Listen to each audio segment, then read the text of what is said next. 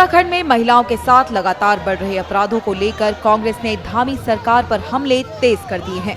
रुद्रपुर में प्रदेश कांग्रेस ने हल्द्वानी में विशाल जन आक्रोश रैली निकाली। इस रैली में नेता प्रतिपक्ष यशपाल आर्य और कांग्रेस के प्रदेश अध्यक्ष करण माहरा सहित कांग्रेस के कई बड़े नेता मौजूद रहे।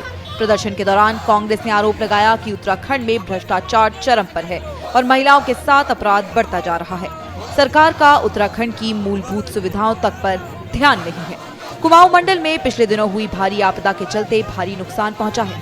अभी भी कई जगह पर सड़कें बंद हैं। नैनीताल जनपद में ऐसी कई समस्याएं हैं जो पिछले कई सालों से अटकी पड़ी है।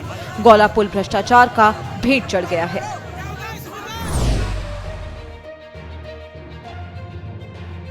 साइबर क्राइम पर नकेल कसते हुए एसटीएफ यानी कि स्पेशल टास्क फोर्स ने एक बड़ी गुत्थी को सुलझाने में सफलता हासिल की है।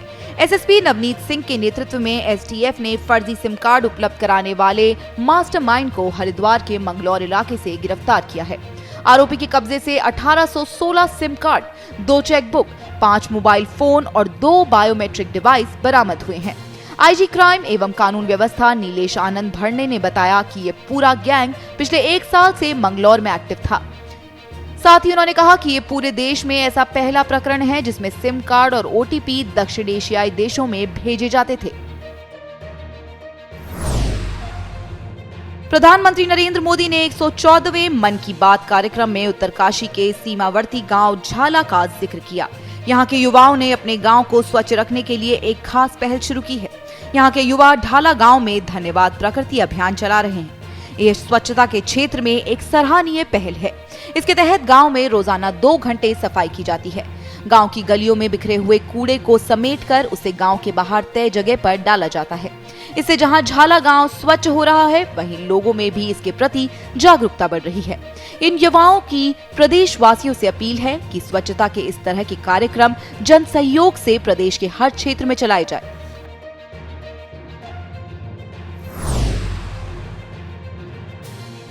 भारत कजाकिस्तान संयुक्त सैन्य अभ्यास काजिन 2024 का 8वां संस्करण सोमवार से औली में शुरू हुआ।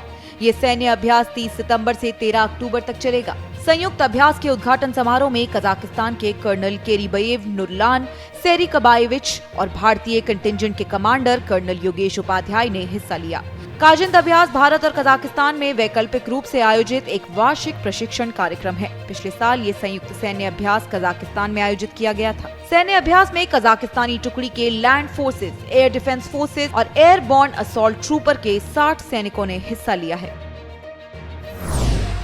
उत्तराखंड में भू कानून, मूल निवास कानून और बढ़ते नशे के खिलाफ बड़ी संख्या में लोगों ने ऋषिकेश में महारैली की। ऋषिकेश के आईडीपीएल में हुई इस महारैली की अगुवाई भू कानून संघर्ष समिति ने की। रैली में लोगों ने कहा कि उत्तराखंड राज्य बनने के बाद बड़े स्तर पर भूमाफियाओं ने राज्य में जमीनों की खरीद फरोख्त की है। जमीनें जिस काम के लिए खरीदी गई, उनका उपयोग उस काम के लिए न होकर किसी और काम के लिए किया जा रहा है। आंदोलनकारियों का कहना है कि उत्तराखंड में जमीनें जिस उद्देश्य के नाम पर खरीदी गई या सरकार ने जमीनें दी, उन जमीनों का उपयोग उसी उद्देश्य से किया जाना चाहिए।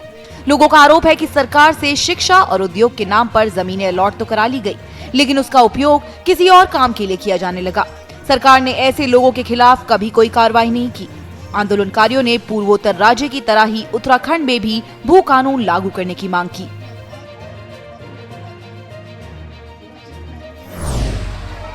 रुड़की में बदमाशों द्वारा चाकुओं से किए गए हमले में घायल एक युवक की उपचार के दौरान मौत हो गई।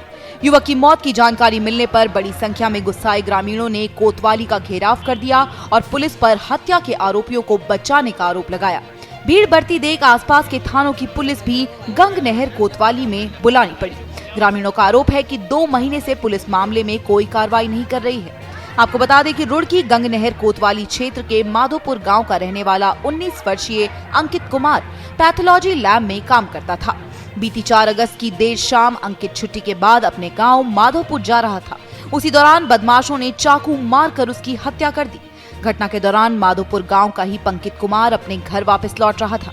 पंकित ने देखा कि कुछ लोग अंकित की पिटाई कर रहे हैं। पंकित ने उसे बचाने की कोशिश की तो बदमाशों ने उसे भी चाकू मार दिया। पंकित ने किसी तरह अपने घर वालों को सूचना दी। गंभीर रूप से घायल अंकित और पंकित को अस्पताल में दाखिल कराया गया, जहां इलाज के दौरान पंकित की मौत हो गई।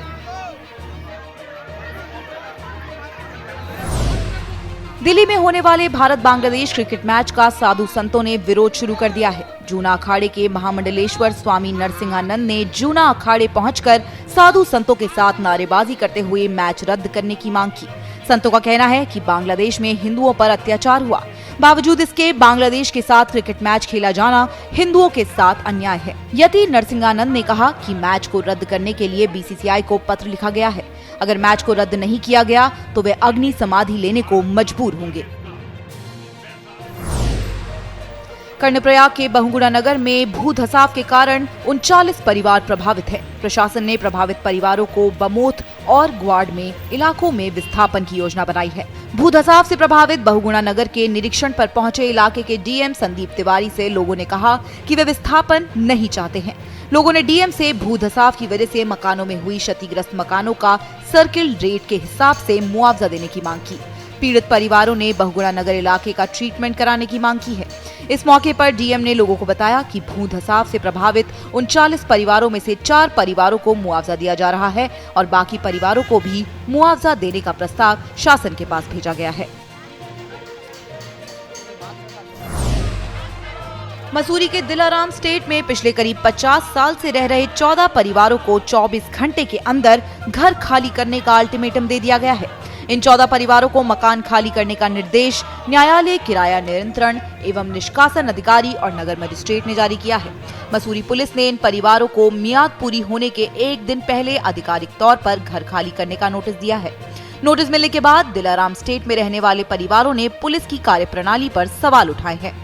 उनका आरोप है कि पुलिस से मिलीभगत कर भूमाफिया ने दिलाराम स्टेट खरीद लिया। इन 14 परिवारों का कहना है कि मजिस्ट्रेट देहरादून ने 20 सितंबर को आदेश दिए थे, लेकिन पुलिस ने उसे दबा दिया और एक दिन पहले उन्हें इसकी जानकारी देते हुए 24 घंटे में घर खाली करने को कहा। इस कार्रवाई के खिलाफ 14 परिवारों ने शहीद स्थल पर मसूरी पुलिस के खिलाफ धरना दिया। उन्होंने पुलिस पर भ्रष्टाचार के आरोप लगाए।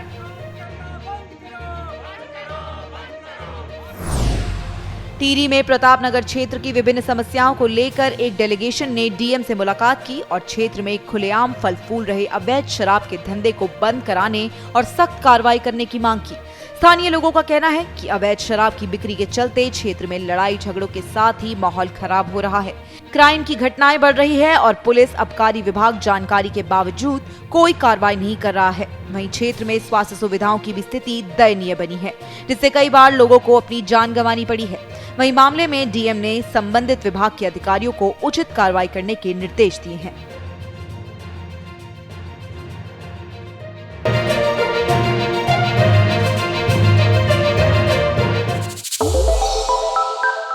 श्रेष्ठ उत्तराखंड पर खबरों से जुड़े रहने के लिए चैनल को सब्सक्राइब और लाइक करें, बेल आइकन दबाएं और देखते रहें श्रेष्ठ उत्तराखंड।